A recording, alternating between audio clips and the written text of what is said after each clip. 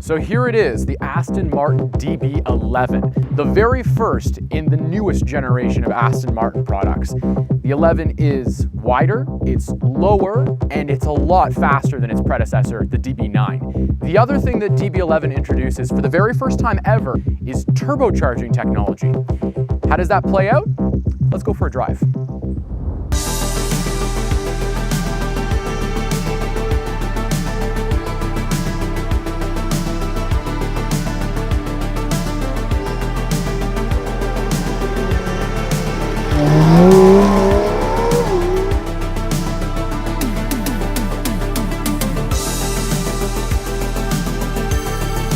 Let's go for a drive.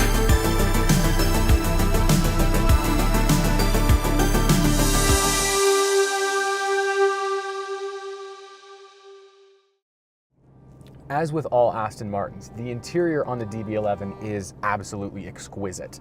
You can just feel the textures and the leathers and the craftsmanship. Everything on the inside of this car, it's genuine. If you're touching leather, it's real leather. Real metal. More real leather. And it goes on and on and on. Little details that I love on the inside, the Bang & Olufsen audio with the acoustic lenses that rise out of the dashboard, and also these exquisite paddles, which are, as all good paddles should be, mounted to the steering column. But the things that are really especially special about the DB11's interior are some new leather techniques that they've come up with. Broguing, like you would get on fancy Italian men's dress shoes, and also this neat thing called Nexus quilting, which you can see on the interior. This interior has also got matched leather for the upper of the roofline.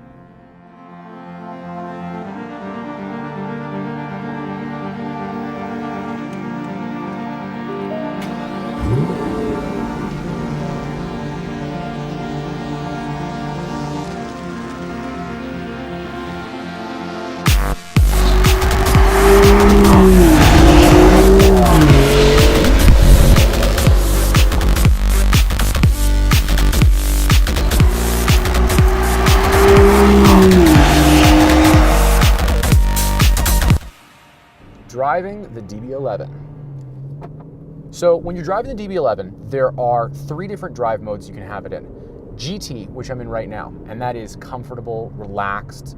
The throttle has a lot of give to it, so you're not immediately, having the car bite you in the back of the head. You have, after that, sport mode.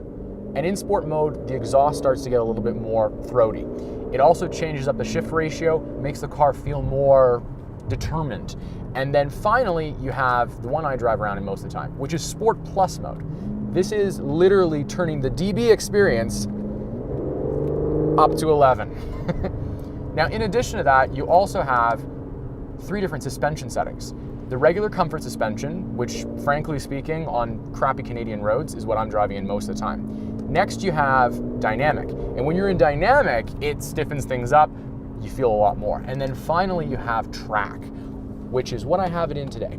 When you're in track, you feel everything. It also makes the vehicle much less floaty, gives it a much better driving feel.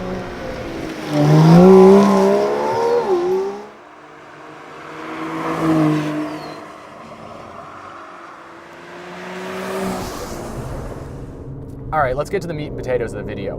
This vehicle does not have Aston Martin's 6-liter naturally aspirated V12. It has a downsized 5.2-liter V12. Now, it has 600 horsepower, so where does the power come from? This vehicle is the first Aston Martin in the company's history that has twin turbochargers. Let me explain to you how turbochargers work. This is a blow dryer. Essentially, it has all of the same mechanical components of a turbocharger. It takes air in the rear and blows it out the front. In cars, what this does is this air blowing through the engine, it forces the engine to be more powerful. You can get smaller engines that make the power of bigger engines. I'll demonstrate with the help of my beautiful colleague, Heather Valentine. You can see when air is blown through, it creates this effect. In this case, making her hair look especially nice.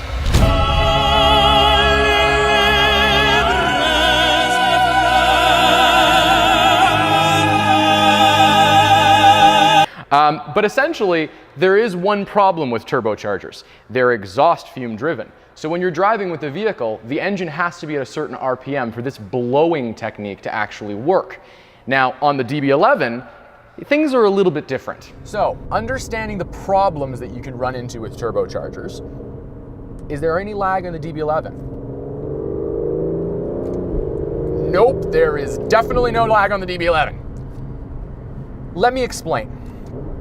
If there was absolutely no turbos on this vehicle, if it was just the 5.2 liter V12, it would be more than enough to get you around. Probably turn out at about 550 horsepower at full whack. With the turbos, this vehicle at peak makes 600 brake horsepower and 700 Newton meters of torque. That is, without a doubt, an outstanding figure. So here it is, the Aston Martin DB11. Incredible car. We've been driving it around for the last little while. There's a couple points on the outside though that I want to show you. First and foremost, the grille. It's really, really special. A bit more inspired by the DB5, I'd say, than the DB9.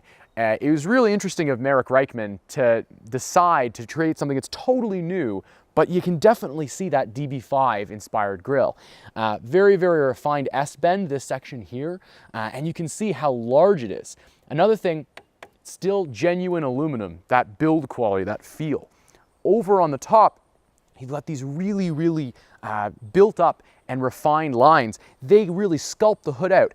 You can also see that the whole shape of the car is very designed and inspired by air. So these little fins here, they can be custom configured in a whole host of colors, but you can see that they channel the air along the side of the car. And then down into this section here, this is something that Aston Martin calls the curlicue.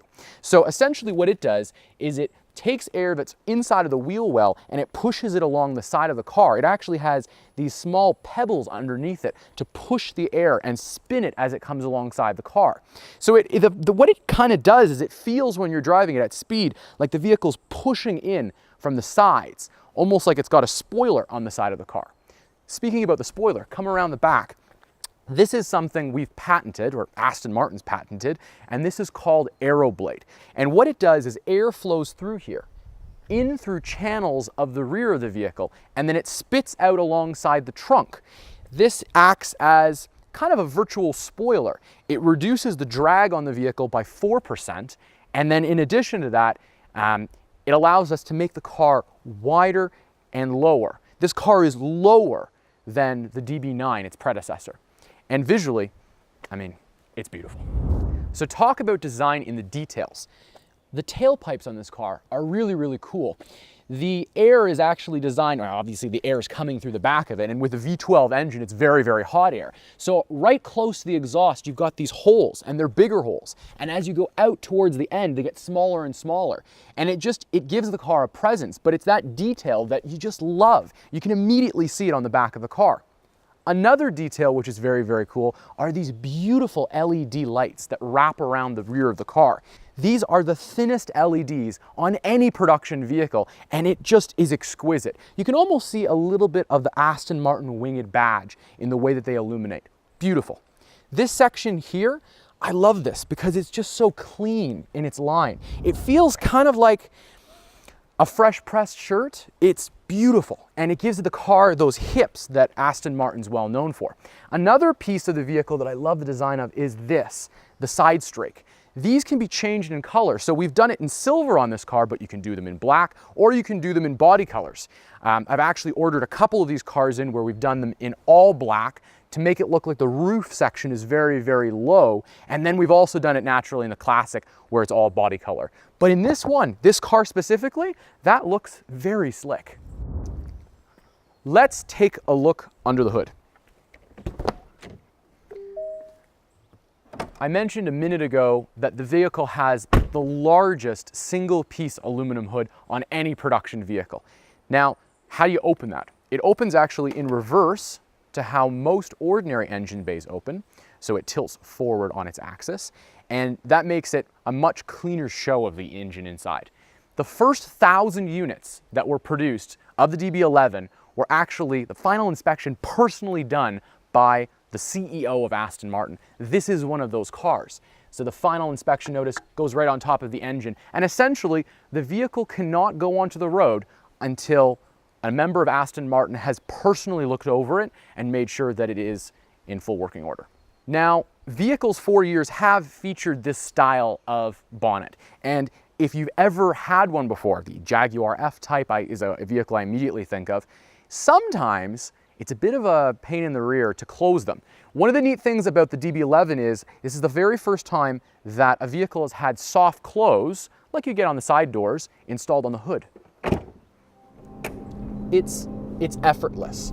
The ability for it to be so smooth, and the adjustability, the fact that it can be Dr. Jekyll and then the next moment Mr. Hyde. I can't get over how much control I have over this car. It's smooth as a Bentley in one moment, and then the next, it's an axe murderer. It's almost as if Rolls-Royce and Lamborghini, they got together and had a love child. 7 calfskin love child. You know, it's a good car. It's a really good car. I'm struggling to think of any way that they could have made this vehicle any better.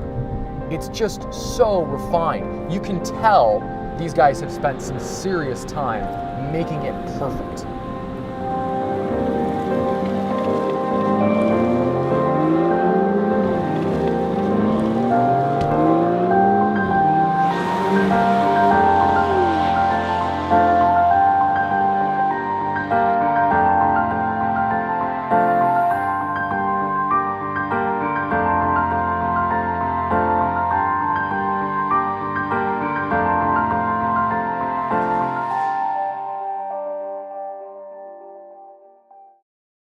Thanks for watching the video.